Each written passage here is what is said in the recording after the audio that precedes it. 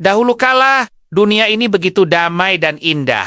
Namun suatu hari, realitas dan fantasi melebur, mengubah dunia ini. Menjadi seperti permainan misterius. Awan gelap pekat bermunculan di langit. Dihiasi kilatan petir menyilaukan yang menyambar dengan sangat hebat. Membuka jalan bagi ribuan monster tangguh untuk bangkit. Mereka berbaris melintasi kota, menghancurkan berbagai bangunan megah, beserta penghuni di dalamnya. Banyak ruang bawah tanah dan kerajaan rahasia mendadak muncul, dipenuhi makhluk buas yang sangat menakjubkan. Karena kekacauan ini, dunia nyaris runtuh sepenuhnya. Namun, umat manusia tidak akan pernah kalah. Di tengah masa revolusi epik itu, para leluhur kita berhasil membangkitkan kekuatan luar biasa yang sepenuhnya memengaruhi potensi dan jalan hidup manusia. Berkat keajaiban ini, umat manusia kembali bangkit memegang senjata. Mereka mengumpulkan kekuatan penuh untuk melawan balik, maju ke pertempuran. Dalam regu kecil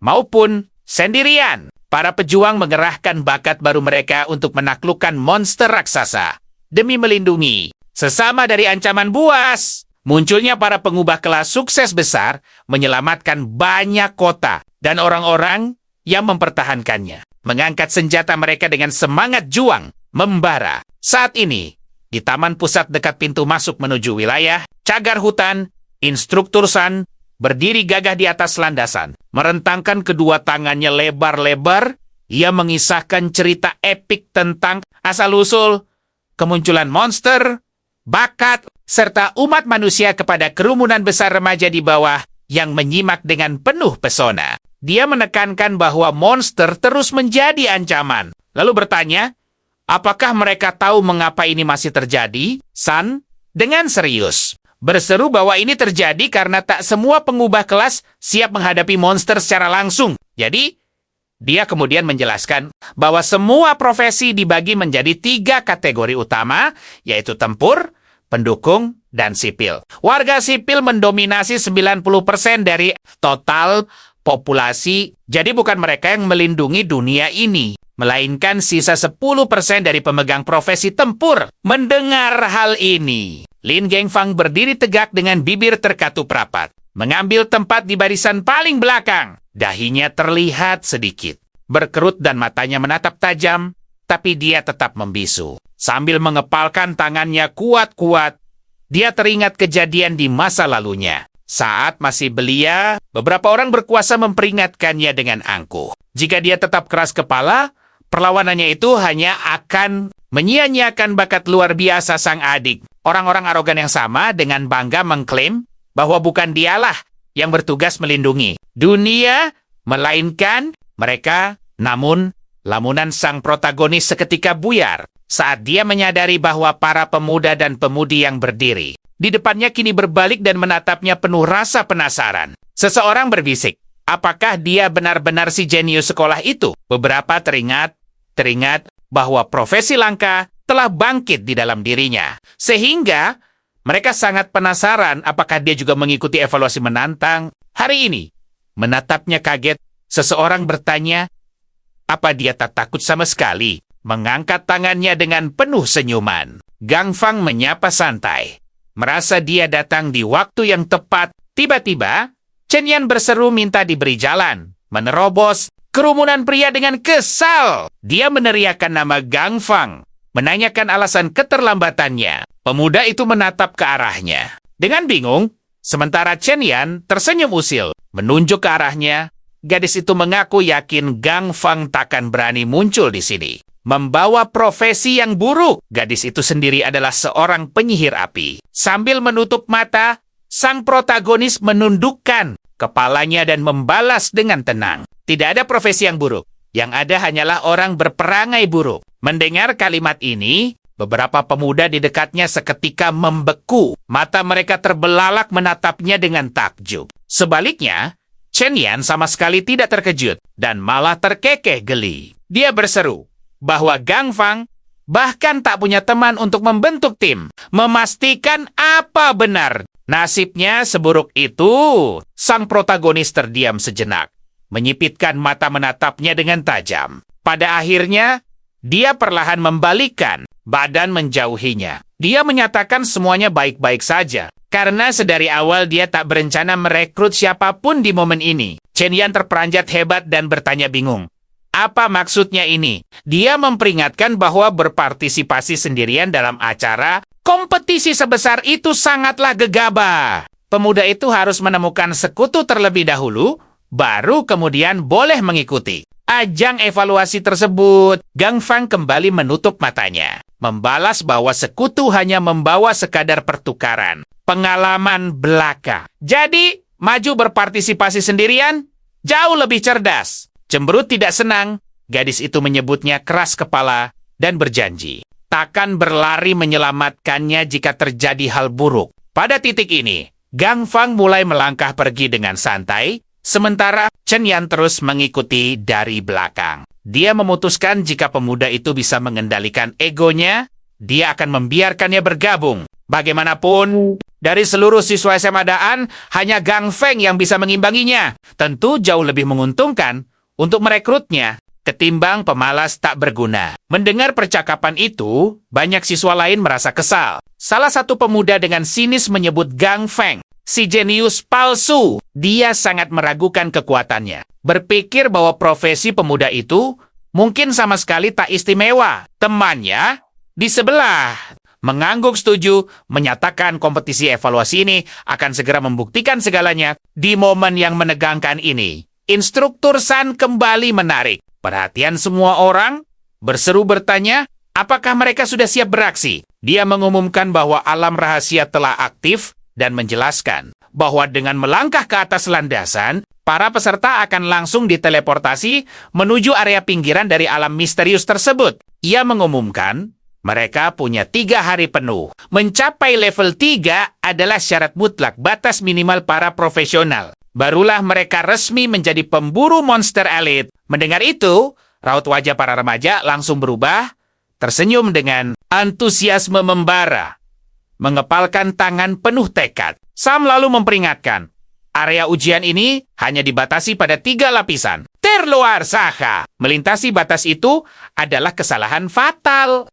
Pada akhirnya, ia berseru keras bahwa ujian evaluasi resmi dimulai. Mendengar aba-aba itu, tatapan tokoh utama kita menajam. Ia melesat maju bagai kilat. Yanran yang mengejarnya dari belakang mengerutkan kening kesal melihat kecepatan pemuda itu. Mengepalkan tangannya kuat-kuat, ia berteriak penuh rasa tidak terima. Menyadari pemuda itu mendahuluinya lagi. Kenapa pemuda itu begitu hebat? Saat Gang Fang mulai memanjat tangga, gadis itu mengejar. Kesal, karena Gang Fang selalu mengalahkannya sejak SMP. Dan sekarang, saat lulus SMA, pemuda itu kembali memimpin. Sahat Shang, tokoh utama menapakkan kakinya di atas platform Yanran baru saja tiba. Para siswa yang menonton seketika membek. Terpana oleh pemandangan luar biasa itu. Perhatian mereka tersita sepenuhnya pada pergerakan gesit Gang Fang. Pemuda itu telah mencapai platform hanya dalam sekejap mata. Mereka sempat mengira kelas profesinya biasa saja, namun kini mereka harus mengakui kekuatan fisiknya sungguh berada di level yang mengagumkan. Tepat pada detik itu, persiapan sihir teleportasi akhirnya selesai sempurna. Dan saya mengingatkan Gang Fang untuk bersiap diri. Tujuan akhirnya adalah hutan lindung misterius. Dan saat tubuhnya mulai dikelilingi oleh aliran energi kosmik yang berpendar, Sam memulai hitungan mundur aktivasinya. Dari 3, 2, hingga 1 dengan tatapan percaya diri. Sang tokoh utama membatin bahwa hari pembuktian takdirnya akhirnya tiba. Momen penentuan kelas profesional ini telah dimulai. Kaya! Teleportasi meledak menyilaukan. Melihat gerbang dimensi terbuka lebar, Gang Fang melompat tanpa ragu. Membawa dirinya menembus ruang menuju hutan lindung. Begitu ia mendarat, Gue mengedarkan pandangan dan bertanya pada Sam. Kira-kira seberapa jauh potensi para murid ini melangkah? Sam tersenyum tipis, menatap ke kejauhan. Baginya, mencapai level 5 sudah merupakan prestasi gemilang. Namun di antara semuanya, satu-satunya bintang yang patut diawasi adalah gadis bernama Yanran. Penyihir api sangatlah langka. Elemen membara itu memberikan keuntungan yang absolut baik dalam pertahanan maupun daya hancur. Ia kemudian menyinggung nama Gang Fang. Pada hari kebangkitannya, fenomena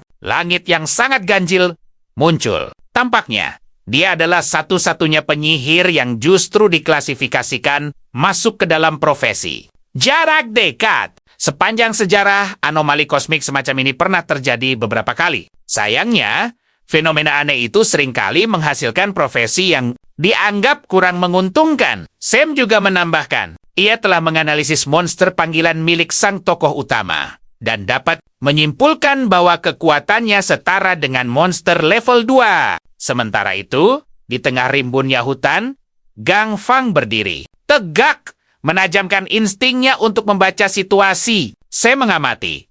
Sudah bertahun-tahun lamanya sejak bakat unik seperti itu muncul di akademi. Tiba-tiba, raungan memecah keheningan. Seekor monster melompat ganas dari balik semak di belakangnya. Gang Fang tersenyum misterius. Segera mengenali wujud kelinci liar level 1. Dalam sepersekian detik, ia mencabut belatinya yang berkilat tajam dari Syarunya, batinnya bersorak.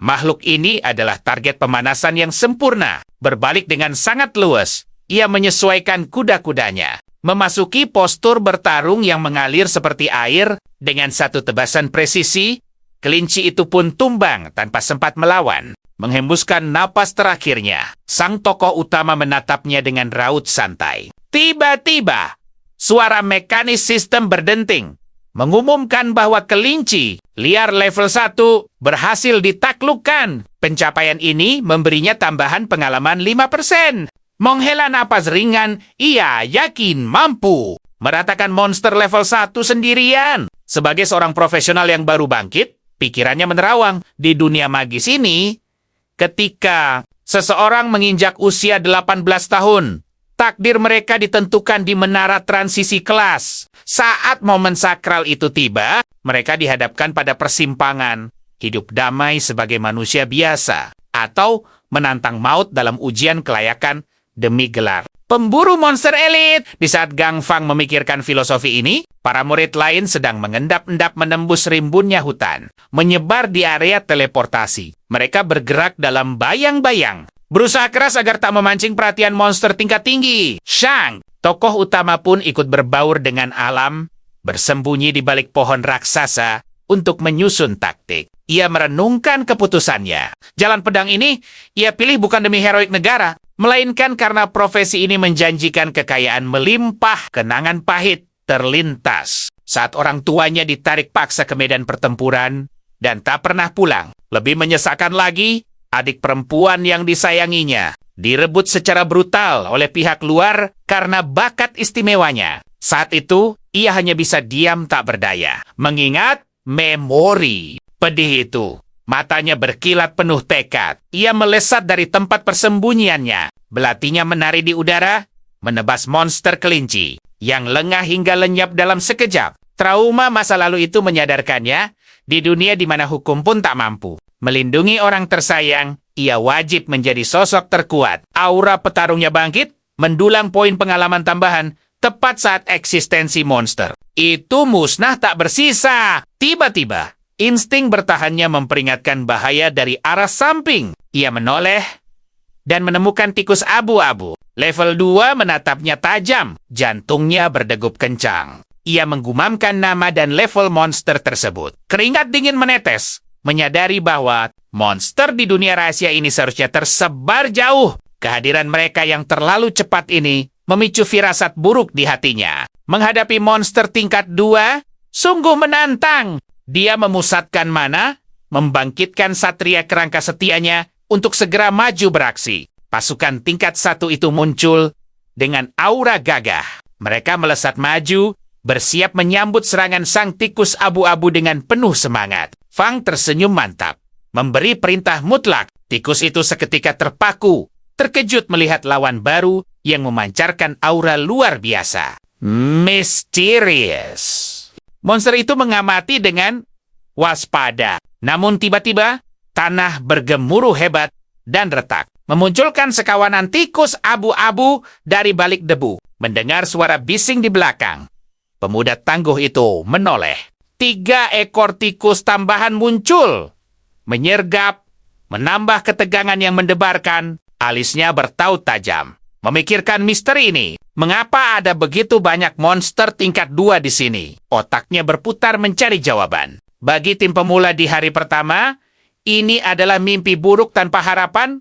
Menang! Namun, tatapan matanya justru memancarkan keyakinan. Melihat pasukannya bertarung gagah berani, Fang menyeringai penuh pesona. Dia dengan bangga membuktikan kemampuannya untuk memanggil lebih banyak satria. Sihirnya kembali menyala terang. Ingatannya melayang ke masa lalu saat dia berdiri di dekat menara megah dengan api yang berkobar. Saat sosok panggilannya muncul, kerumunan justru menertawakannya tanpa ampun. Mereka meremehkan pemuda ceria ini, menganggap kekuatannya hanyalah lelucon belaka. Mereka mengira profesi langkanya akan membawa keajaiban besar. Namun, tak ada satupun dari mereka yang bersedia mengulurkan tangan persahabatan kepadanya. Orang-orang sombong itu mencibir bodoh, menganggap seorang pemulung biasa jauh lebih berharga daripada sosok Fang yang menyimpan potensi tak terbatas. Saat tangannya terentang memandu pasukannya, layar status terbuka lebar. Semua mata menatap sinis pada atribut statistik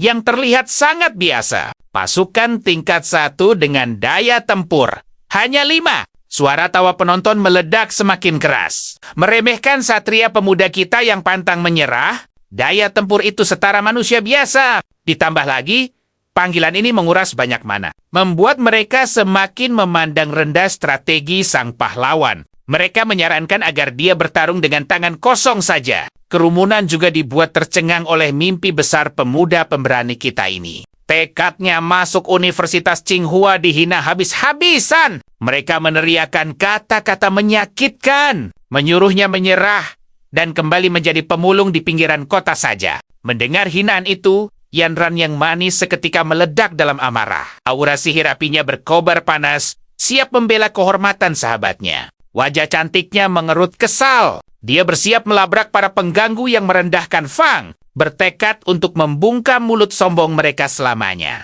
Namun, Paman Qi memejamkan mata dengan tenang. Tangannya menahan Yanran dengan lembut, menasihatinya agar tidak ikut campur dalam ujian ini. Fang menanggapi omong kosong itu dengan tawa kecil di hatinya, menyebut mereka kumpulan badut, lalu membuka jendela sistemnya yang misterius. Dengan tatapan tajam, dia memeriksa statusnya. Nama dan profesinya bersinar terang. Penguasa kegelapan. Sebuah kelas tersembunyi yang sangat legendaris. Di tingkat 1, statistiknya luar biasa. Kekuatan di angka 15, daya tahan sama besarnya, dan energi spiritual mencapai angka 30. Kelincahannya berada di angka 15. Dan yang paling mengesankan, dia sudah bisa memanggil 4 satria bayangan sekaligus di awal. Keahlian utamanya adalah kendali mutlak atas pasukannya, ditambah dengan teknik penghancur mental yang mendominasi. Membuatnya menjadi sosok yang sangat berbahaya. Serangan sejauh 5 meter itu bisa menghancurkan fokus lawan. Terlebih lagi,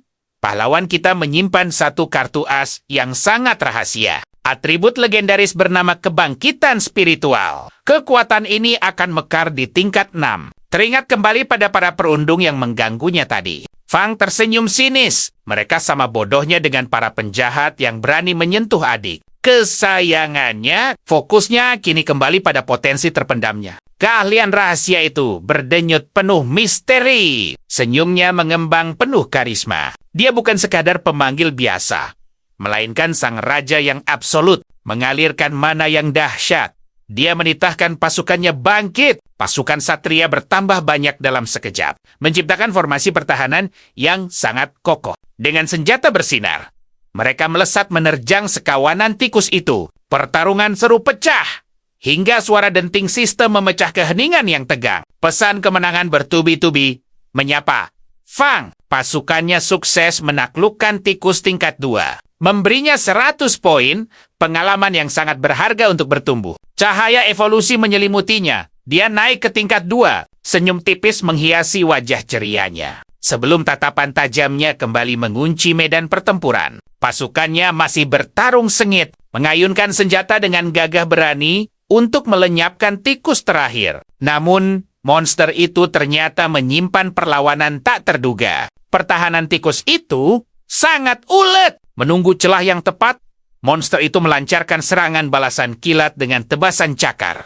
yang menggelegar. Cakar raksasa itu menghantam keras, meruntuhkan satu satria kebanggaan Fang. Terkejut melihat pasukannya tumbang. Ali sang pahlawan berkerut penuh tanda tanya. Misteri apa yang sedang terjadi? Logikanya menolak percaya bahwa monster rendahan bisa menandingi kekuatan absolut dari satria yang dia panggil. Sorot matanya mengunci pergerakan musuh. Tikus itu merendahkan tubuhnya, menggeram ganas dengan taring mencuat, memicu sebuah transformasi yang sungguh mustahil. Otot-ototnya membengkak, liar. Sepasang sayap menakutkan merobek punggungnya, menciptakan aura intimidasi yang pekat. Perhatian Fang tertuju penuh pada sayap aneh tersebut. Mungkinkah ini sang raja tikus yang melegenda? Jantungnya berdebar melihat musuh berevolusi naik tingkat. Tanpa ragu, dia menjentikan jarinya dengan penuh gaya. Panggilan baru menggema. Telunjuknya mengarah lurus pada sang monster.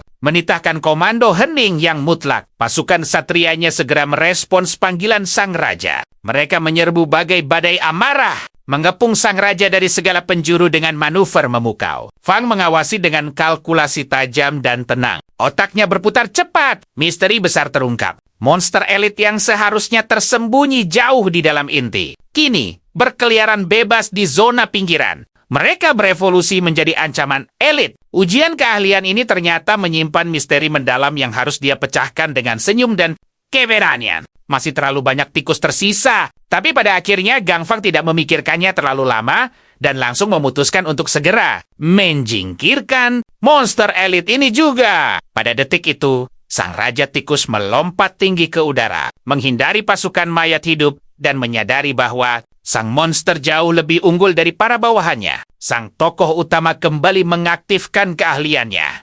Bertekad kuat memanggil 3 pasukan tambahan. Jika 3 bayangan belum cukup, energi sihir memancar hebat membungkus tangannya. Sambil mengerutkan kening tajam, dia mengertakkan rahang penuh konsentrasi. Segera, 3 bayangan baru bangkit, melesat ke arah sang raja sambil melayang naik ke udara, mengepungnya dari segala penjuru. Setelah pertarungan sengit, para pasukan akhirnya berhasil membanting keras sang raja tikus ke dasar tanah. Benturannya sungguh dahsyat hingga awan debu raksasa langsung membubung tinggi ke angkasa. Gang Fang mengernyit tajam, lalu segera mengatupkan bibirnya rapat-rapat sambil menatap tajam gumpalan debu tersebut. Tiba-tiba, siluet tikus abu-abu melesat keluar, menerjang langsung ke arah sang pahlawan dengan kecepatan kilat. Dengan tenang dia memuji kecerdikan luar biasa Raja Tikus yang memilih menyerang. Langsung, tapi dia sama sekali tidak berniat untuk lari atau bahkan menghunus belatinya. Dia hanya mengulurkan sebelah tangan ke depan dengan mantap, bersiap melepaskan kekuatan magisnya, dan berseru dalam hati bahwa trik itu pasti sia-sia. Dia merapalkan kehancuran spiritual, kemampuan sakti dengan jangkauan radius 5 meter untuk menekan pikiran lawan sepenuhnya. Cahaya magis berpendar terang dari telapak tangannya, menerangi seluruh ruang di sekelilingnya, dan ribuan tangan bayangan gelap misterius tiba-tiba berkumpul di atas kepala sang tikus. Merayap mendekati matanya untuk segera menembus. Langsung ke pikirannya. Saat hal itu terjadi, sang tikus melihat lautan siluet buram yang mengerikan, lalu menjerit sejadi-jadinya, sementara Gang Fang dengan tegas memerintahkannya untuk tunduk. Namun tiba-tiba, dia menyadari ada pola mistis yang berpendar redup di dahi Raja Tikus yang gemetar ketakutan itu. Setelah menatap simbol aneh tersebut lebih saksama, sang pahlawan bertanya-tanya, apakah ini benar-benar sebuah tanda segel? Dia sungguh terkejut. Dan pada detik itu juga, segalanya mulai mengabur. Efek magis dari kekuatannya terhenti paksa, karena wujud sang Raja Tikus itu tiba-tiba sirna berkeping-keping. Terkejut bukan kepalang melihat kejadian aneh ini. Dia bergidik, mulutnya ternganga takjub, lalu membatin penuh rasa heran bahwa monster itu benar-benar memilih menghancurkan wujudnya sendiri. Menatap sisa-sisa wujud monster tersebut, dia kembali merenungkan bagaimana kehancuran spiritual miliknya seharusnya mampu menaklukkan kesadaran monster dalam jarak radius 5 meter, tapi anehnya, dia mulai menyadari seolah pikiran monster malang ini telah lama dikendalikan oleh bayangan. Kekuatan spiritual, sosok misterius lain. Dia berhasil mengintimidasi sang raja, namun sama sekali gagal memaksanya patuh. Untuk sejenak, fokus pikirannya benar-benar teralihkan dari misteri tersebut saat sistem berbunyi memberitahukan bahwa dia sukses besar menaklukkan monster tingkat 4. Para prajurit, bayangan yang dipanggil Gang Fang, tetap setia mengawal di sisinya. Dia akhirnya memutuskan menepis misteri Raja Tikus itu karena menganggapnya tidak penting. Tujuan utamanya sekarang adalah meningkatkan tingkatan kekuatan. Dia berambisi menembus tingkat 6 secepat kilat demi mendapatkan sebuah atribut tersembunyi yang luar biasa. Dalam hatinya, dia menyapa sang adik, memintanya bersabar menunggu sambil mengikrarkan janji setia bahwa dia akan segera pulang. Dengan mantap mengepalkan kedua tangannya, dia melangkah berani, menyelam semakin jauh ke jantung hutan misterius, sementara para prajurit setianya mengikuti di belakang, menghunus senjata mereka dengan waspada. Sementara itu, di belahan hutan yang berbeda, seseorang mengangkat perisai perangnya tinggi-tinggi dan meneriakkan perintah mundur. Kelompok tangguh ini tengah bentrok hebat melawan babi hutan raksasa yang matanya menyala merah oleh amarah yang membara. Sepenuhnya mengabaikan sihir yang menghujaninya, monster raksasa itu terus menyeruduk ganas ke depan, menerbangkan debu-debu lebat ke udara. Berdiri kokoh menjadikan perisainya tameng, menahan tubrukan brutal babi itu. Lalu mengerang menahan rasa sakit luar biasa. Dia mengatupkan rahang, memejamkan mata, dan merintih kebingungan. Dari mana monster gila ini mendapat sisa tenaga? Yaan yang berdiri di belakangnya menyuruhnya bertahan sejenak dan berjanji akan segera memberikan ramuan pemulih. Gadis itu merapalkan sihir penyembuhannya, memancarkan aura hangat yang membungkus Ai. Dan di detik yang sangat menegangkan itu, Yenan merentangkan tangannya. Dia memanggil tinju api berkobar, membuat telapak tangannya diselimuti nyala merah menyala. Kobaran api merambat liar, membakar babi hutan itu tanpa ampun. Saat monster itu lenyap tertelan badai api sambil meraung, Ai dan Sha'an bersembunyi, rapat di balik perisai agar tak ikut terpanggang. Akhirnya, pengumuman emas dari sistem menggema menyatakan bahwa tim tangguh mereka telah menaklukkan babi hutan lapis baja tingkat 3. Berkat pencapaian epik ini, mereka sukses meraih 100 poin pengalaman dan naik ke tingkat 2. Yenan membuang napas lega, bersorak riang merayakan kemenangan manis mereka. Meski nyaris menguras habis seluruh tenaga tempur, pada akhirnya mereka sukses melenyapkan monster mengerikan itu. Mereka sejak awal sangat yakin bahwa tim kecil mereka sanggup meratakan monster tingkat 3 Bakandiari. Pertama, ujian penyintas. Bersyukur luar biasa. Mereka membawa segudang ramuan penyembuh. Karena tanpa malaikat penyembuh di sisinya, dia pasti sudah menyerah sedari tadi. Yenan, yang kini makin kuat dengan naik ke tingkat 2, melipat tangan dengan gaya angkuh dan berseru bahwa ini baru monster tingkat 3. Gadis itu berambisi gila, menantang takdir untuk memburu monster tingkat 5 sebelum ujian epik ini usai. Shan, sang penyembuh tingkat 2, menatapnya dengan raut wajah super panik. Dia langsung memperingatkan bahwa semakin tinggi tingkatan monsternya, maka akan semakin rumit dan memusingkan pula. Strategi tempur yang mutlak dibutuhkan. Untuk menghadapi satu monster tingkat 5, mereka pasti butuh satu petarung tingkat 5 dan 2 pendukung tingkat 4.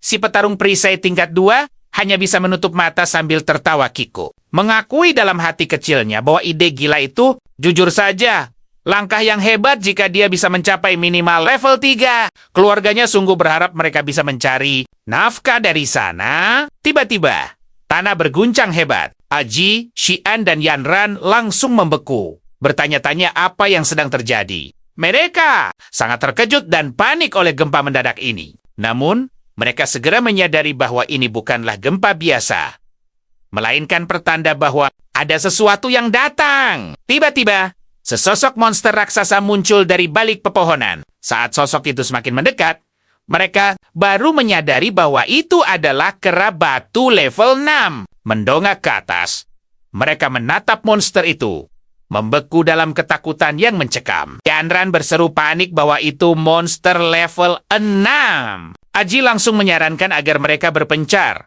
atau monster itu akan menangkap mereka. Sekaligus berbalik dengan sigap, dia langsung berlari menjauh bersama Yanran. Namun, Xian malah jatuh terduduk, menatap primata batu. Itu dalam kengerian, berseru sambil menangis bahwa kakinya tak bisa digerakkan. Mendengar teriakannya, Yanran dan Aji sontak berhenti dan menoleh ke arahnya yang sedang menjerit. Menyadari keberadaan gadis itu, sang monster memicingkan matanya, bersiap melancarkan serangan dahsyat. Melihat hal ini, Yanran dengan cemas meneriakkan nama Xian, sementara Aji berlari ke depan, berseru bahwa dia datang menyelamatkan, lalu berjongkok di atas tanah tepat di depan gadis itu. Dia memanggil perisainya untuk melindunginya. Xian menatap pemuda itu dengan mata terbelalak penuh kebingungan. Sementara Aji mengertakkan rahangnya, berkeringat dingin menahan ketegangan. Sambil mengerutkan kening, dia memintanya untuk tidak takut. Karena setiap petarung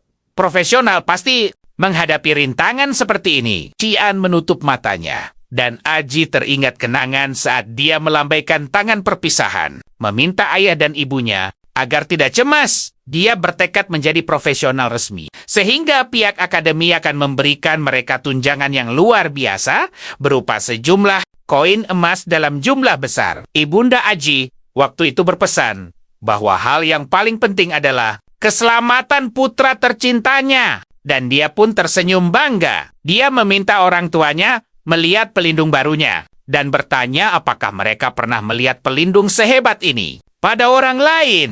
Dia tertawa penuh percaya diri, dan kini sambil memeluk erat Xian dengan satu tangan, dia berteriak takkan mundur karena tugas melindungi ada di tangannya. Pada detik yang sama, monster itu mulai mengayunkan tinju raksasanya dengan kekuatan penuh ke arah mereka. Saat hantaman dahsyat itu mendarat, kepulan debu tebal membumbung tinggi ke udara, menelan sosok Aji dan Xian hingga tak terlihat lagi. Yanran menatap debu itu dengan ngeri, lalu meneriakkan nama teman-temannya dengan penuh keputusasaan. Namun, monster itu tiba-tiba membeku. Dalam kebingungan, mengintip curiga ke balik debu di bawahnya. Sesaat kemudian, ketika badai debu akhirnya mereda, semua orang sangat terkejut melihat sang satria bayangan berdiri kokoh dengan senjatanya, melindungi Aji dan Xian. Sosok itu menahan tinju primata batu hanya dengan bilah sabitnya sendiri. Aji mengintip dari balik tepi perisainya, mengerutkan kening dalam kebingungan yang luar biasa dan bertanya, makhluk apa ini Xian? Meski tak bisa berkata-kata, juga tampak terkejut sekaligus takjub. Dengan hati-hati, dia menatap satria bayangan luar biasa yang telah melindungi mereka. Gang Fang, yang entah sejak kapan muncul di belakang Yanran, menanggapi dengan santai. Mendengar suara pemuda misterius itu, Yanran mengerutkan keningnya. Sambil berbalik, dia menyebut nama pemuda itu dengan kaget. Bertanya dari mana asalnya. Menjawab pertanyaan panik ini, Gang Fang menyatakan bahwa sudah menjadi tugas seorang petarung profesional untuk melindungi teman-temannya. Pada saat yang sangat dramatis ini, sang satria bayangan miliknya mengayunkan sabit di atas kepalanya, lalu menebas ke depan dan menghancurkan salah satu lengan primata batu itu. Sang monster pun mengaum, kesakitan memegangi sisa lengannya yang telah hancur lebur hanya dalam sekejap mata. Yanran dengan sepasang mata indahnya yang membulat sempurna bertanya-tanya apa yang sebenarnya terjadi. Dia sungguh takjub melihat satria bayangan itu berhasil mengalahkan monster level 6 hanya dengan satu tebasan. Sementara itu, primata batu yang menyadari sang satria bayangan terus maju, langsung berbalik ketakutan dan melarikan diri menjauh ke dalam hutan. Yanran menunjuk ke arah monster itu sambil meneriakkan nama Gang Fang. Berbalik dengan antusias, gadis itu ingin bertanya keajaiban apa yang baru saja dia lakukan. Namun, dia menyadari Gang Fang tak lagi berdiri di belakangnya. Dalam keheranan, dia mencari keberadaannya. Sambil mengerutkan kening, dia teringat bahwa satria pemegang sabit tadi adalah entitas yang dipanggil oleh karakter utama kita pada hari sakral saat upacara kebangkitan. Profesi, dia sungguh tercengang. Bagaimana mungkin makhluk bayangan ini bisa mengalahkan monster level 6 dengan begitu mudah? Dalam hatinya, dia bertanya-tanya, apakah Gang Fang kembali menyembunyikan kekuatan aslinya? Dia sungguh penasaran.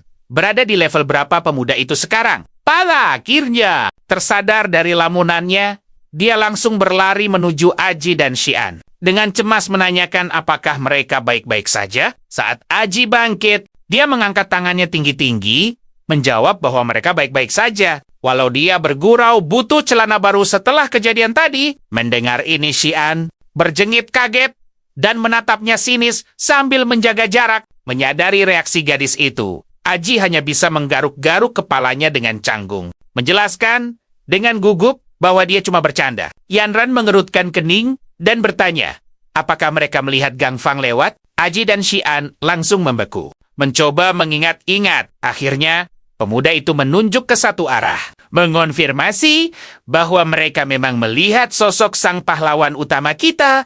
Dia memberitahu bahwa Gang Fang mengejar kera batu ke arah sana. Saat monster itu kabur, dia teringat sesaat sebelumnya dia melihat Gang Fang berlari kencang menuju area pepohonan tumbang, tepat ke arah jalur pelarian sang primata batu raksasa tadi. Tiba-tiba, Xian mengangkat jarinya, menunjuk antusias bahwa makhluk misterius yang mirip Satria Kegelapan dari film fantasi itu telah melukai sang monster dengan sangat parah. Dia bertanya, apakah sang pahlawan berniat menuntaskan perburuan kera batu itu? Aji langsung menoleh ke arahnya. Gadis itu berseru heboh, mengingatkan bahwa itu adalah monster level 6. Ia lalu meminta Xian membayangkan betapa besarnya jumlah poin pengalaman yang didapat Gang Fang jika menaklukkan kera batu ini. Mendengar itu, Jeren mengernyit dan bertanya soal upacara perubahan kelas mereka. Gadis itu penasaran, apakah mereka masih ingat apa kelas pemuda itu? Mendengar pertanyaan itu, Aji dan Saan saling berpandangan. Pemuda itu adalah seorang pemanggil jiwa bawah. Saan mengulang nama kelas itu dengan takjub sambil menatap Yenan. Mereka bertanya penuh kebingungan, apa makna di balik semua ini? Yenan makin mengernyit. Dengan berat hati, ia mengakui sebuah fakta mengejutkan. Gang Fang mungkin jauh lebih tangguh dari dugaan mereka. Jauh lebih hebat dari imajinasi mereka. Sementara itu, sang karakter utama tampak mengernyit. Sambil mengepalkan tinjunya, ia melangkah menyusuri lebatnya hutan hingga tiba di sebuah tebing batu tempat sang primata berhenti. Ia tahu betul monster tingkat tinggi biasanya terikat oleh batas wilayah yang ketat. Itulah sebabnya monster level 6 seharusnya tak bisa keluar dari area tengah. Namun, kera batu ini berhasil menerobosnya. Hebatnya lagi monster itu sengaja mengincar sosok Gang Fang. Ia bertanya-tanya, siapa dalang di balik perintah aneh ini? Seolah memahami ucapannya. Monster itu mendadak berbalik, menatapnya tajam dan menggeram pelan. Sambil memejamkan mata, pemuda itu mengernyit kesal. Ia sadar betul, makhluk buas ini takkan mau angkat bicara. Karena itu, ia memutuskan, inilah saat yang tepat meluncurkan penghancuran spiritual tingkat lanjut. Matanya terbuka kilat. Ia mengaktifkan telepati pikiran. Saat keahlian itu menembus pertahanan sang monster, kera batu tersebut memicingkan matanya, memanfaatkan celah pikiran sang monster. Gang Fang melihat sebuah visi. Di dalam sebuah gua yang diterangi cahaya redup, seseorang berteriak murka, siapa yang berani menghancurkan kontrak sihir milikku? Sang anak iblis menduga, sekelompok manusia rendahan itu rupanya membawa sosok yang pantas. Ia pun memanggil Shanxia dan memerintahkannya untuk membawa pemuda itu ke hadapannya. Beralih menatap sang pahlawan, anak iblis itu menyuruhnya menunggu. Sama seperti manusia bodoh lainnya, ia akan segera takluk dan menjadi bawahannya. Menatap lekat siluet monster di depannya, Gang Fang menyadari ada simbol bercahaya di dada makhluk itu. Begitu ia menghentikan keahliannya dan kembali ke dunia nyata, ia melihat simbol bercahaya yang sama. Kini muncul di dahi sang primata batu. Sang anak iblis ke-9 mulai merasuk dan berbicara melalui bawahannya. Menundukkan kepala sedikit, ia bertanya, apakah kau yang mengalahkan pelayan terbaikku? Sang pahlawan sungguh terpukau mendengar monster itu tiba-tiba berbicara. Ia langsung menebak bahwa sang anak iblis adalah dalang di balik semua kekacauan ini. Ia mengernyit tajam. Monster itu lalu mengumumkan, Bagaimana bisa seseorang yang baru mencapai level 5 mampu menaklukkan Xiangxia? Apakah kau menggunakan kemampuan ilusi yang memanipulasi pikiran? Monster itu sangat yakin. Trik murahan semacam itu takkan mempan. Sebab ia adalah monster tingkat raja. Mengernyit namun menyeringai Gang Fang sadar betul menaklukkan makhluk ini akan memberinya panen pengalaman luar biasa. Sang anak iblis lalu menunduk mendekati. Tanah menyejajarkan kepalanya dengan sang pemuda. Ia tertawa meremehkan. Apakah kau pikir selama monster ini masih berkuasa di sini, kau bisa bertindak sesuka hati? Ia menyuruhnya menunggu dan memberi peringatan. Rencana besarnya akan segera terwujud saat ia menguasai umat manusia nanti. Gang Fang dan teman-temannya hanya akan menjadi hidangan lezat, mengepalkan tangannya kuat-kuat. Sang pemuda menantang ucapan makhluk itu. Aura sihir pemanggil jiwa meledak. Sosok panggilannya langsung mengayunkan senjatanya dan menghancurkan pertahanan kera batu itu hingga terbelah. Dengan tatapan mengintimidasi, pemuda itu mengakui sebuah fakta. Ia sangat benci, diancam oleh siapapun yang berani mengusiknya. Namun, meski wujud fisik primata itu telah hancur lebur, sang anak iblis yang mengendalikan pikirannya masih bisa bersuara. Melalui simbol sihir itu, ia melontarkan ancaman. Apakah Gang Fang berpikir bahwa setelah menaklukkan monster level 6, ia bisa menandinginya? Ia bersumpah mereka semua akan lenyap dalam sekejap mata. Tepat pada detik itu juga, sistem memberi pengumuman. Pasukan jiwa sang pahlawan telah sukses menumbangkan kera batu raksasa level 6. Berkat kemenangan epik ini, ia meraup 100 poin pengalaman, melesat naik menuju level 6 karena ia telah memenuhi syarat. Tingkat yang dibutuhkan. Stimulasi jiwa bawah tertinggi mulai bangkit. Seketika, tubuh Gang Fang diselimuti kabut sihir pekat. Ia melebarkan matanya dengan penuh kejutan, namun tak sepatah kata pun terucap. Kapasitas energi magis di sekelilingnya melonjak drastis, lalu menyebar begitu luas hingga dirasakan oleh Shaan, Yenan, dan Aji. Dari kehauan, mereka menatap ngeri fenomena itu. Shan Jiang mendekap erat tongkat senjatanya, bertanya dengan gemetar, kabut gelap macam apa ini? Yenan segera memberi peringatan. Terlalu berbahaya untuk melihat menembus kabut itu. Ia menyuruh teman-temannya waspada tingkat tinggi. Aji menatap sekeliling dengan cemas, mencengkeram perisainya erat-erat, siap bertarung jika keadaan memburuk. Saat mereka melangkah sedikit lebih maju, Yenan mendadak terpaku, mengernyit, lalu berseru penuh ketakjuban. Agi dan Shaan ikut mematung. Ekspresi mereka tak kalah terkejutnya. Itu semua karena mereka melihat sesosok siluet milik Gang Fang. Yang di hadapannya, seekor monster raksasa menundukkan kepalanya dalam-dalam, membuka rahangnya, memamerkan taring-taring tajamnya. Sang pahlawan kita masih terus menatap siluet raksasa yang tiba-tiba bangkit di hadapannya.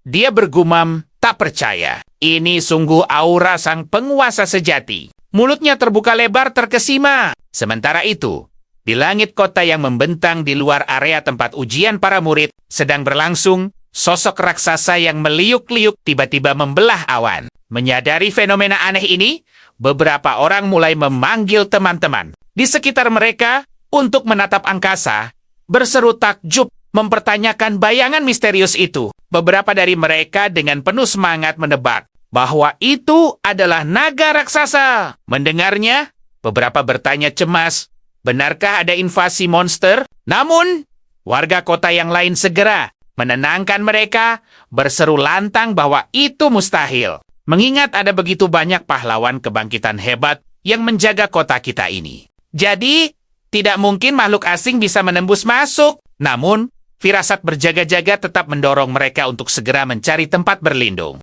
Suking yang berdiri santai di belakang kerumunan, perlahan membetulkan topinya. Dengan senyum tipis penuh teka-teki, dia mulai bertanya-tanya. Apakah ini tanda kebangkitan kedua? Menurutnya, teman-teman sekolah lamanya dari SMA Daoxing itu sungguh berbakat. Lalu gadis itu berbalik dan melangkah menjauh dari keramaian kota. Ada sepercik sesal di hatinya karena harus pergi.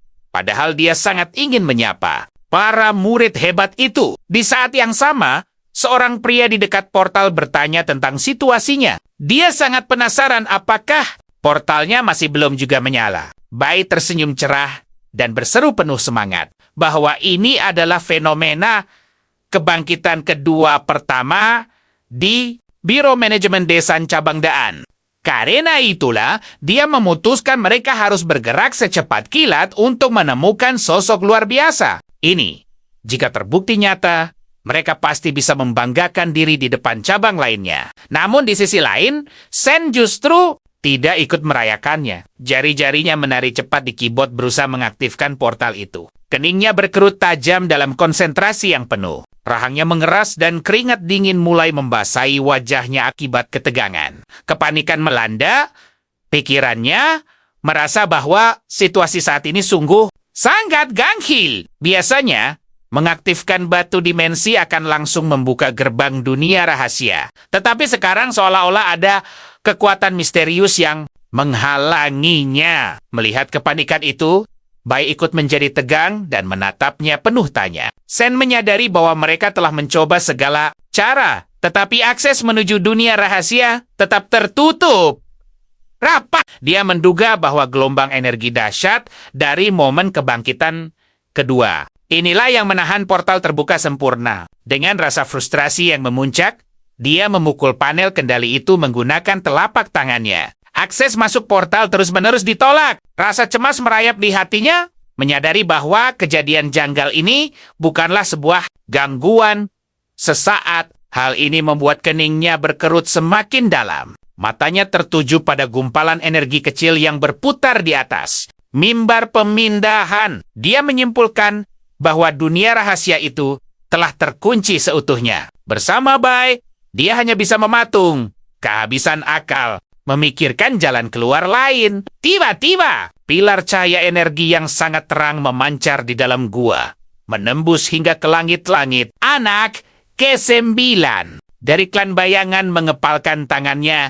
Kuat-kuat. Dia menyeringai penuh antisipasi, menyadari bahwa rangkaian ritual agung yang memukau ini akhirnya selesai dengan sempurna. Kini, tak akan ada yang bisa lolos. Makhluk-makhluk raksasa di sekitarnya pun terdiam siaga, mulai mempersiapkan diri mereka. Sang pemimpin menunjuk ke arah pilar cahaya yang bersinar, memerintahkan para pasukannya untuk maju menyerbu.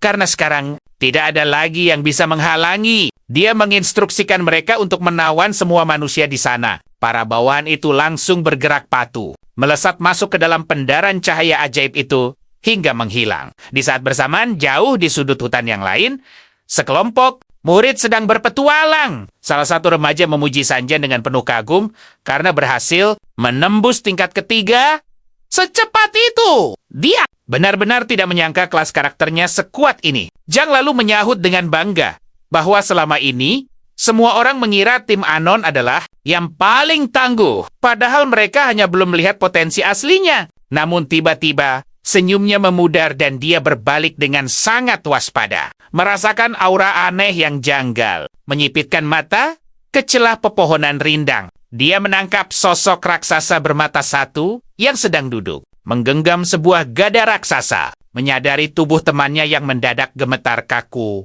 murid-murid lain ikut menoleh ke belakang. Dan raksasa itu yang menyadari kehadiran mereka langsung mengaum memekakan telinga. Anak-anak itu berseru panik. Apa-apaan ini? Ketakutan luar biasa melanda. Menyadari bahwa monster di hadapan mereka adalah bos tingkat 6. Mereka berteriak, sementara raksasa itu mengaum semakin buas. Di sudut hutan yang berbeda, jeritan panik juga menggema. Seekor monster melata raksasa menatap mereka tajam, lalu melilit tubuh mereka dengan sulurnya yang mematikan. Tanpa mempedulikan perlawanan salah satu anak kuat yang mencoba menancapkan belati ke kulit kerasnya. Di tempat yang lain, ada satu regu lagi yang terpojok ke batang pohon besar dengan punggung gemetar. Mereka kini sepenuhnya dikepung oleh pasukan siluman yang terus merangsek maju. Dengan napas tercekat, mereka bertanya-tanya fenomena gila apa ini. Kepanikan menguasai mereka. Sama sekali tidak habis pikir dari mana bayangan monster mengerikan itu bermunculan. Padahal mereka baru saja melangkah di pinggiran dunia rahasia. Sementara itu, nasib murid lain tak kalah nahas. Terperangkap oleh laba-laba raksasa. Mereka memohon pertolongan.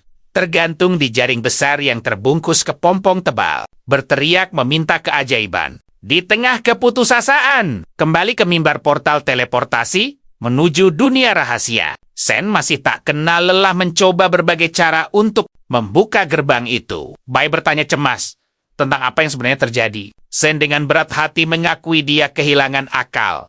Dan mendengar hal itu, Bai bertanya kenapa dimensi ini mendadak terkunci. Sen hanya terdiam lemas tanpa jawaban pasti. Meski dipenuhi tanda tanya, dia sangat yakin ada kekuatan misterius yang sengaja memblokir simbol batu dimensi itu. Segel itu menahannya agar tak bisa terbuka. Sambil mengernyitkan dahi, dia berseru, jika batu ini kehilangan kekuatannya, para murid takkan pernah bisa keluar dari sana. Dengan nada sendu, dia bertanya, apakah mereka akan merelakan sang jenius terkurung di dimensi pemula? Sekali lagi, pada akhirnya Sans membanting laptopnya dengan frustrasi. Dia merasa sangat tidak berdaya, lalu menatap nanar ke arah simbol yang berkedip redup di atas platform. Dia sadar, satu-satunya harapan kini berada di tangan mereka yang ada di alam rahasia. Mereka harus menumbangkan makhluk itu. Di saat yang bersamaan, sebuah notifikasi sistem menggema jelas, mengumumkan bahwa kebangkitan tertinggi telah selesai. Profesi beralih menjadi penguasa pasukan abadi. Gang Fang kini diselimuti oleh aura sihir yang memukau. Sementara sesosok malaikat jatuh memberitahunya bahwa dia baru saja mendapatkan keahlian ilahi. Unik, kekuatan tertinggi dan tekad baja. Membuka matanya perlahan, sang tokoh utama kita bergumam dalam hati. Suara siapakah itu? Sang malaikat jatuh kembali bersuara, menjelaskan bahwa anugerah dari kekuatan tertinggi ini akan membuat seluruh makhluk panggilannya menerima 10 kali lipat peningkatan status. Kemampuan mereka juga akan terus berevolusi seiring dengan naiknya level Gang Fang. Sementara itu, tekad baja memungkinkan setiap serangan yang diterima olehnya akan langsung dialihkan sepenuhnya kepada para makhluk panggilan tersebut. Singkatnya, dia kini tak terkalahkan karena jumlah panggilannya sungguh tanpa batas. Menatap waspada ke area sekelilingnya, Gang Fang bertanya siapa yang sedang berbicara. Sang malaikat jatuh menjawab santai bahwa dirinya adalah roh dari sistem profesi ilahi. Lalu menjelaskan bahwa siapapun yang berhasil membangkitkan profesi ilahi di dalam dirinya akan secara otomatis terikat kontrak dengan roh penjaga secara langsung. Matanya terbelalak penuh takjub. Gang Fang membeom mengulangi perkataan sang malaikat jatuh mengenai sistem profesi ilahi yang baru. Saja didengarnya, dia bahkan menganga saking terkejutnya. Tepat pada momen itu, sang roh memperkenalkan wujudnya sebagai sang malaikat jatuh. Tokoh utama kita. Mengulangi nama epik tersebut dengan penuh kekaguman. Dia pun penasaran. Apakah orang lain bisa mendengar suara malaikat ini? Jawabannya adalah hanya sang penguasa pasukan abadi yang mampu mendengar dan memberinya perintah lewat pikiran. Tentu saja, Gang Fang langsung menyoroti kata perintah itu. Dia pun bertanya, keahlian apa yang dimiliki malaikat jatuh? Sambil melangkah menyusuri hutan lebat, dia terus menganalisis kekuatan barunya. Sang malaikat menjelaskan bahwa dengan akses yang dimilikinya saat ini, dia mampu memindai area radius 500 meter untuk mencari tanda-tanda kehidupan. Roh itu pun menawarkan pemindaian. Gang Fang menebak bahwa batasan akses ini bergantung pada levelnya. Sambil mengerutkan dahi, dia dengan tegas memerintahkan malaikat jatuh untuk memulai proses pemindaian. Roh itu terdiam beberapa saat.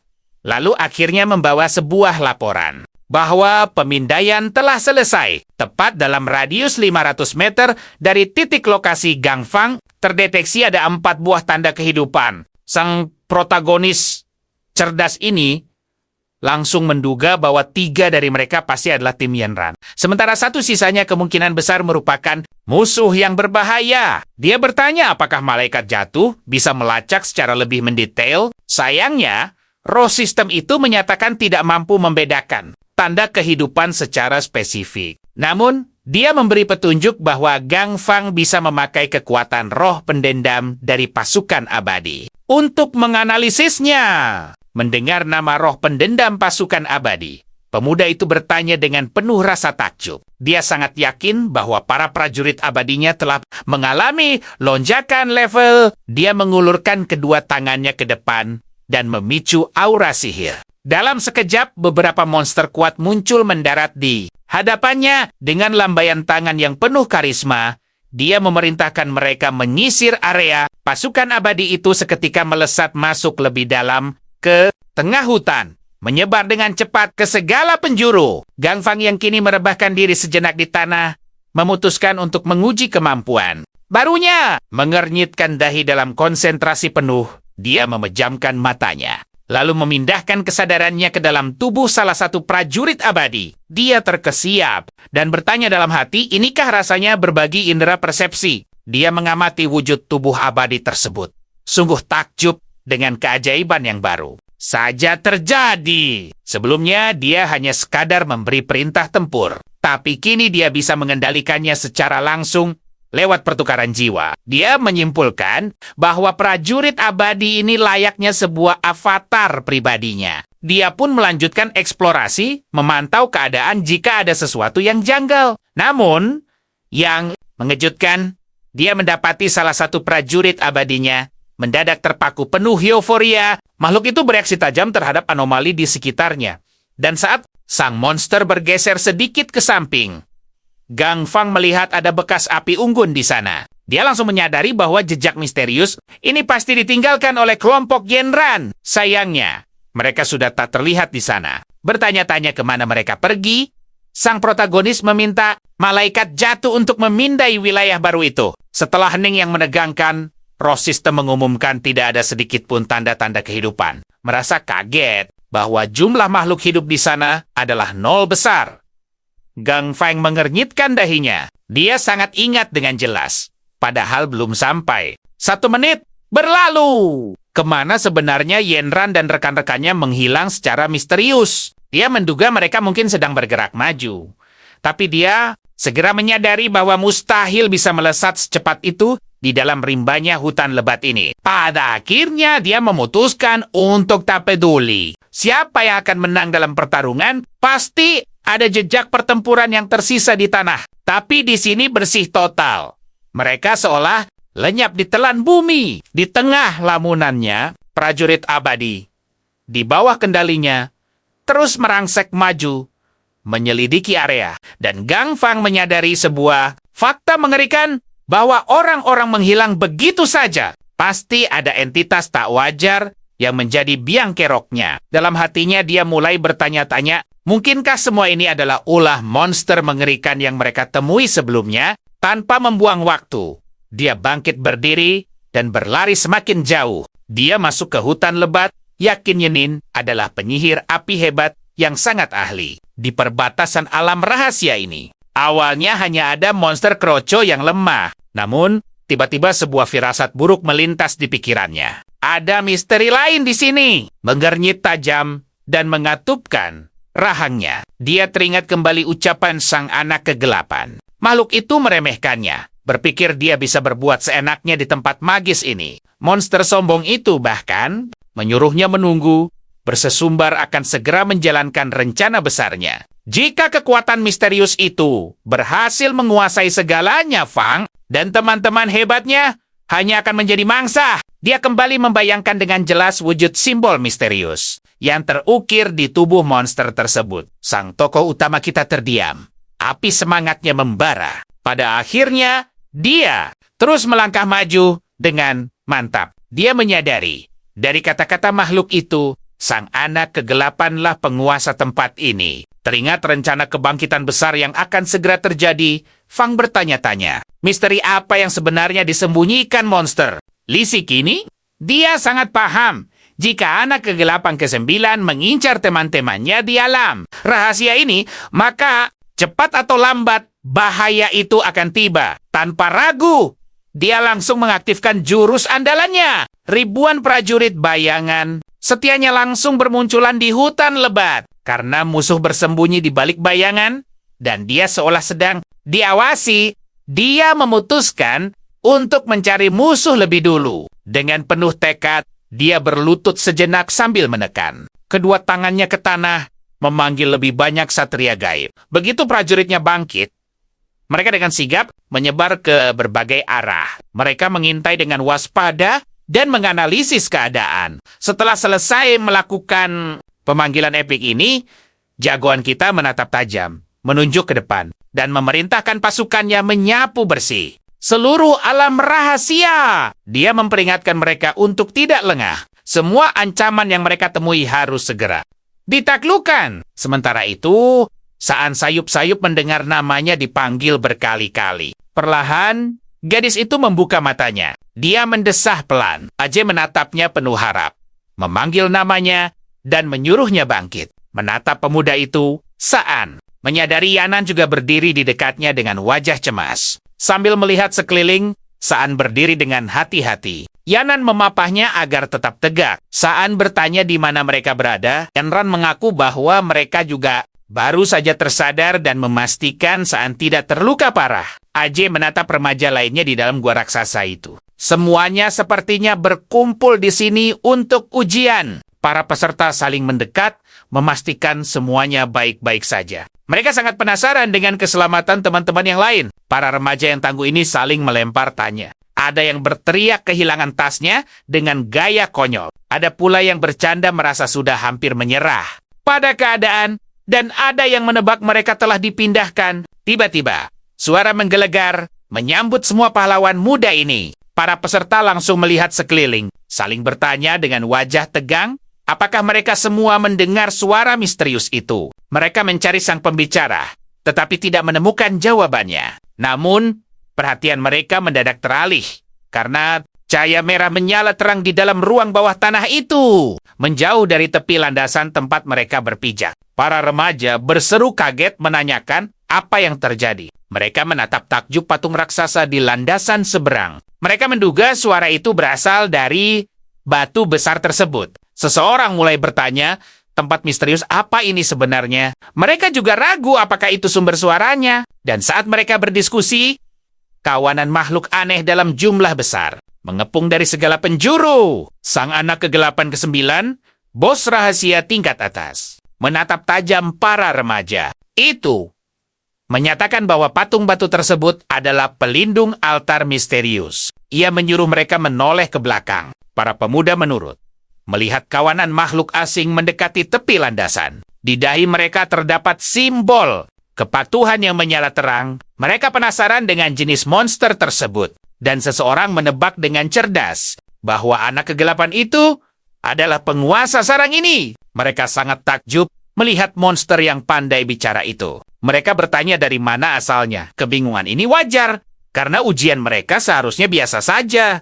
Di saat yang sama, sang anak kegelapan menarik perhatian mereka. Ia berteriak bahwa manusia terus menyerang tempat ini dan menyingkirkan anak buahnya selama puluhan tahun. Ia bertanya tajam, apakah mereka pikir ia tidak akan murka? Mendengar itu, para pemuda dan pemudi menahan napas dengan mata terbelalak lebar. Sang monster menunjuk patung tersebut. Dengan wajah penuh drama, menyatakan betapa agung dan murah hatinya patung itu. Ia menyuruh mereka bersumpah setia. Jika menurut, bukan hanya kesalahan mereka dimaafkan, tetapi juga dijanjikan kekuatan luar biasa dari sang penguasa.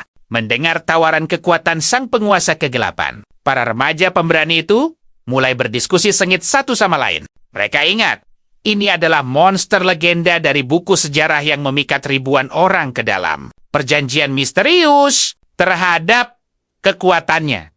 Tapi mereka menganggap itu omong kosong. Bukankah monster seperti itu sudah musnah 100 tahun lalu? Namun, anak kegelapan itu tersenyum licik dan mengumumkan telah membangkitkan kembali altar di tempat Raja Kegelapan bermula. Ia juga menambahkan, jika para pemuda ini berani melangkah ke altar, mereka bisa mengikat janji dengan sang raja dan mewarisi kekuatannya. Akhirnya, ia berseru bahwa segalanya akan berada dalam genggaman mereka. Tiba-tiba, Yenan melipat kedua tangannya di dada, menatap tajam ke arah monster itu dengan raut wajah kesal dan berseru bahwa ini sungguh tidak masuk akal. Untuk apa manusia mengabdi pada monster? Ia penasaran. Jika anak kegelapan itu begitu hebat, kenapa dia tidak naik sendiri ke altar dan mengambil kekuatan itu? Mendengar suaranya yang lantang, para pemuda di dekatnya langsung menoleh, menatapnya dengan penuh rasa takjub. Dan anak kegelapan ke-9, sambil mengulurkan tangannya perlahan, mengumumkan bahwa ia telah mendapatkan sebagian kekuatan dari perjanjian tersebut. Sambil menunjuk ke arah sekumpulan monster yang dilihat para siswa di sana, ia menjelaskan bahwa para monster ini sekarang tunduk padanya. Namun, ia juga menegaskan bahwa ini hanyalah sebagian kecil dari kekuatan sejati Raja Kegelapan. Hanya umat manusia yang bisa menyerapnya secara utuh. Karena sang raja dulunya adalah seorang manusia. Setelah mengatakan hal itu, anak kegelapan mengalihkan pandangannya kembali ke patung. Para pemuda dan gadis terperanjat hebat mengira bahwa semua ini hanyalah lelucon konyol. Mereka tak habis pikir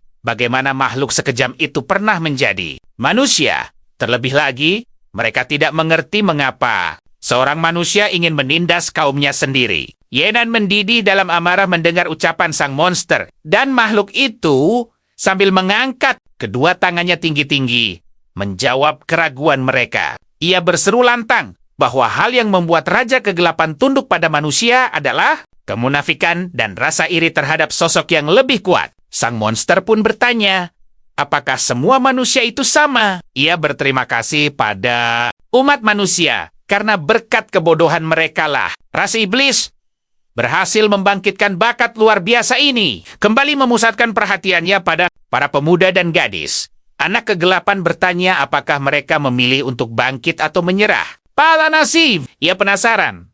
Apakah mereka sudah menentukan pilihan batin mereka? Melihat situasi ini, semua orang mengerutkan kening, tidak puas dengan tawaran tersebut. Lulang berdiri di antara orang-orang yang tertunduk lesu. Namun, ia merenung dengan sangat serius dan tiba-tiba berbalik arah. Berjalan mantap menuju anak tangga yang membawanya ke altar rahasia. Teman-temannya menatapnya dengan penuh kebingungan. Dan salah satu pemuda di dekatnya menepuk pundaknya dengan cemas. Mencoba menghentikan langkahnya sambil bertanya kemana ia akan pergi. Leang mengumumkan dengan tegas bahwa ia menuju altar. Kenapa tidak mencobanya jika itu bisa membuatnya menjadi jauh lebih kuat? Tapi sebelum ia melangkah lagi, anak tangga itu tiba-tiba meledak. Ia segera memejamkan matanya, berpaling dari kilatan cahaya yang menyilaukan. Setelah itu, ia menoleh dengan dahi berkerut penuh rasa kesal dan memusatkan pandangannya pada Yanran.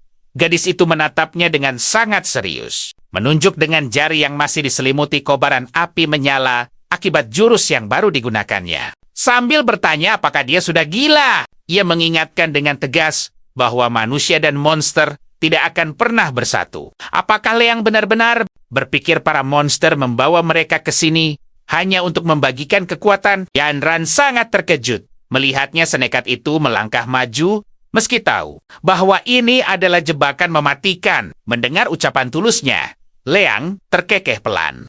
Ia menyadari cepat atau lambat, mereka yang memiliki profesi langka seperti yang lain pasti akan bersinar hebat. Tapi baginya, seorang pendekar pedang tipe petarung yang biasa-biasa saja, keajaiban itu mustahil terjadi. Dan masa depannya takkan berubah, bahkan jika ia selamat dari labirin ini. Semua orang menyimak kata-katanya dengan saksama. Lalu ia memunggungi kawan-kawannya dan menambahkan bahwa kini ia memiliki satu kesempatan emas untuk mengubah takdirnya. Sekalipun ini hanyalah tipu muslihat belaka, ia rela mempertaruhkan segalanya. Yang mendekati Yenan akhirnya menyadari bahwa semua bujukan ini sia-sia. Dan Leang tak akan lagi mau mendengarkan nasihatnya. Gadis itu mengerutkan kening, menatap punggung Leang. Pemuda itu kini telah mencapai ujung tangga yang hancur berkeping-keping akibat ledakan tadi. Melompat berani ke sisi seberang, mendekati panggung utama,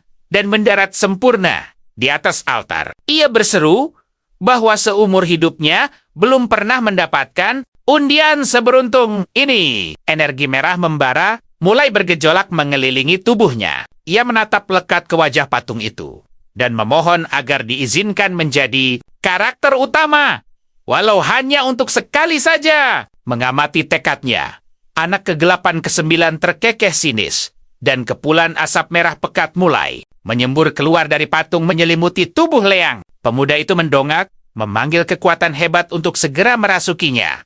Dan tak butuh waktu lama. Fisiknya benar-benar tertelan oleh kabut misterius itu. Terdengar teriakannya yang menggema. Merasakan aliran energi dahsyat mengalir deras memenuhi setiap inci tubuhnya. Waktu terasa berhenti, disusul tawa menggelegar darinya. Saat kabut perlahan memudar, kawan-kawannya menyaksikan pemandangan yang mencengangkan. Tubuhnya telah berubah sangat drastis. Ia berevolusi menjadi pendekar pedang iblis tingkat ke-7 yang legendaris. Menundukkan kepalanya, ia menatap takjub pada tangannya yang kini berotot kekar dengan cakar tajam mengerikan di setiap ujung jarinya. Mereka yang menyaksikannya merinding, menyadari bahwa ia benar-benar bertambah kuat.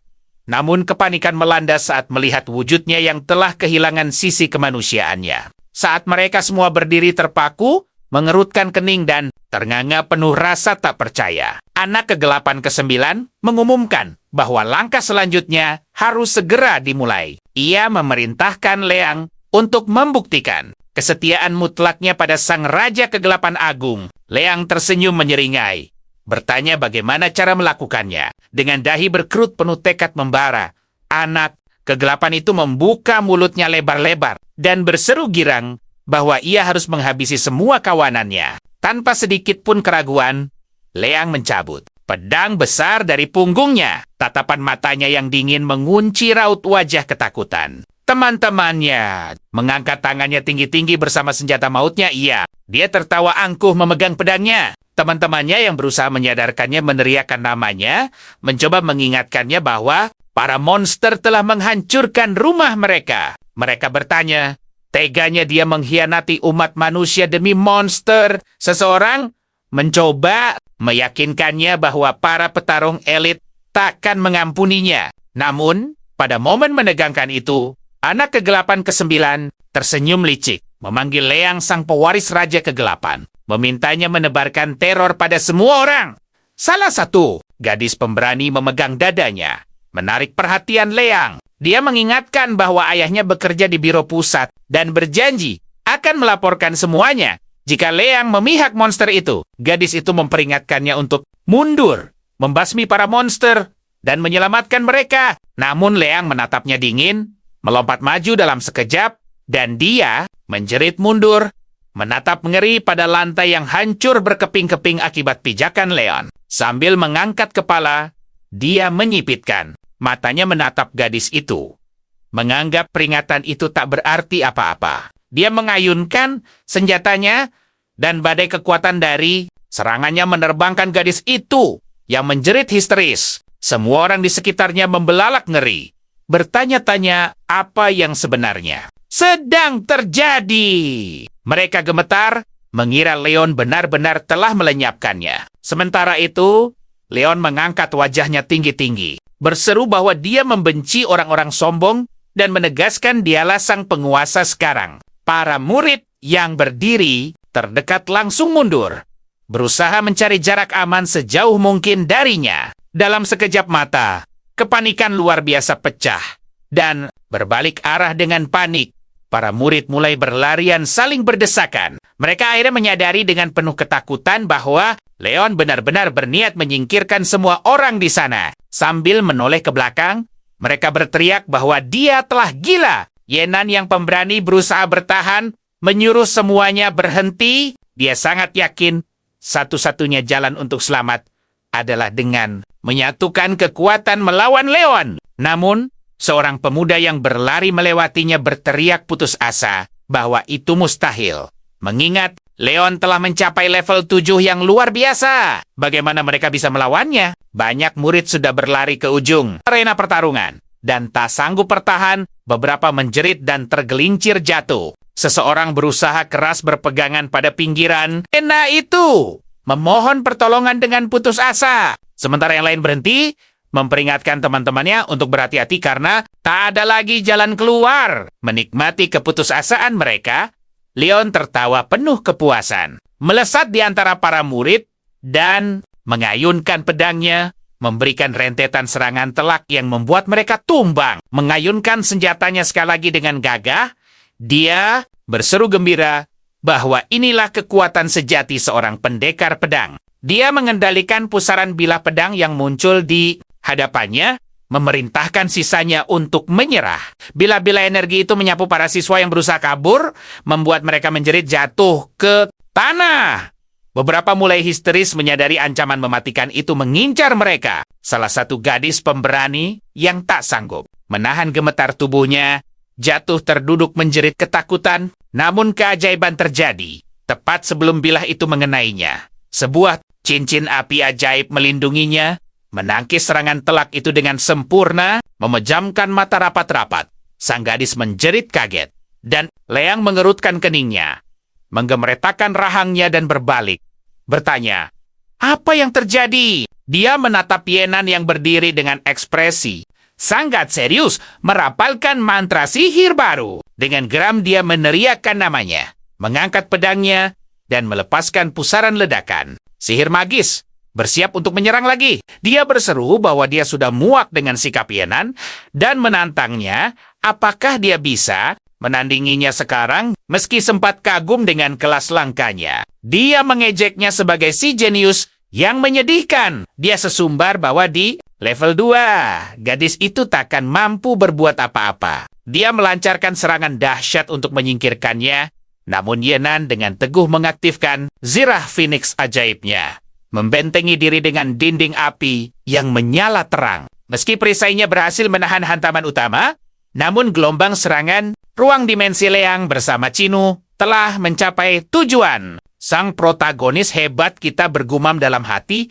pada ayahnya bahwa aturan ini takkan mengikat seorang pahlawan. Tiba-tiba, ledakan spektakuler terjadi di atas, mengoyak kepompong laba-laba raksasa. Dari balik ledakan yang menyilaukan itu, siluet keren Chinu muncul menyilaukan, membawa 2 kapsul dimensi berisi sang laba-laba, dan kacik! Chanfeng tersenyum takjub, menyadari bahwa pahlawan sejati memang terus berkembang menjadi lebih tangguh. Hembusan angin menerpa rambutnya dengan dramatis saat dia menyaksikan momen itu bersama anggota Asosiasi Hunter Utara. Chanfeng berseru antusias bahwa misi mereka sukses besar. Chinu melayang gagah di antara 2 kapsul, menahan posisinya tetap di udara. Perlahan tapi pasti, kawanan laba-laba yang meneror kota mulai berpencar dan lenyap menjadi debu, menghilang bersih dari jalanan.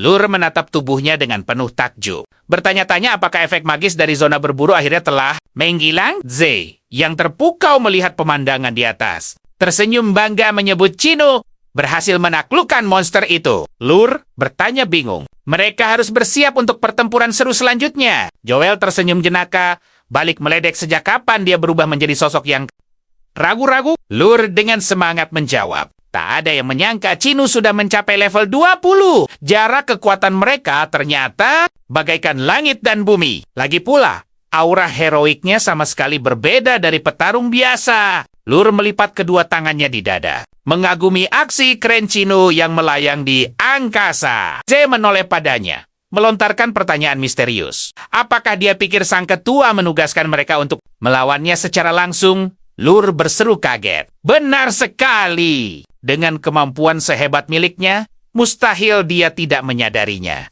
Tahu bahwa mereka takkan sanggup menandingi Chinu. Lisa kembali bertanya-tanya, untuk apa mereka di sini? Joe memejamkan mata cantiknya. Ia berbisik bahwa ini karena firasatnya. Sang ketua meramalkan, Chinu akan segera menghadapi rintangan pertamanya. Di udara, pemuda itu menahan 2 kubah ruang dimensi, perlahan turun membawa aura misterius. Yen kembali mengobarkan tinju apinya. Ia melesat dengan kobaran api menyala. Dong berusaha mencegahnya, tetapi sang tokoh utama dengan sigap langsung berlindung. Ia bersembunyi di balik satria panggilannya. Menyadari bahaya itu, Yen tiba-tiba merapal mantra sangkar api, mengurung sang tokoh utama dalam pusaran lautan api. Sang malaikat jatuh berbisik, satria bayangannya telah hancur. Chanfeng tertegun.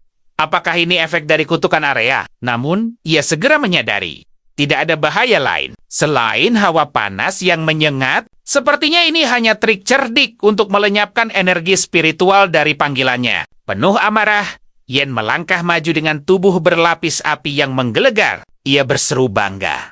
Kekuatannya kini telah mencapai puncak. Sang tokoh utama mengernyit heran. Aneh sekali, Gumamnya sinis. Kenapa gerakanmu malah melambat? Terpancing emosi, Yen langsung melompat ke udara dan mengayunkan tinju mautnya. Namun sang pahlawan kita tetap santai. Chang Feng meledek.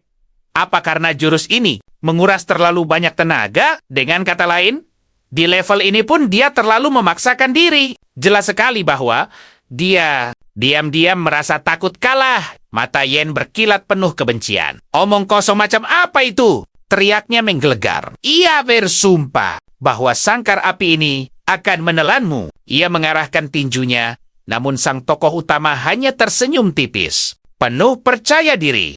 Sudah lama aku tak memakai trik ini. Kekeh Chang Feng santai. Skill penghancur jiwa pun aktif. Cukup dengan satu tatapan tajam. Kekuatan tak kasat mata itu mementalkan musuhnya hingga terjerembab. Yen berusaha bangkit. Tapi sebelum ia sadar, bayangan pahlawan kita sudah mengayunkan sabit raksasa. Serangan dahsyat ini datang begitu cepat hingga Yen tak sempat berkedip. Beruntung, Dong melesat dan menahan senjata sang makhluk panggilan itu dengan erat. Tepat sebelum menghantamnya, Dong berseru tegas. Cukup sampai di sini.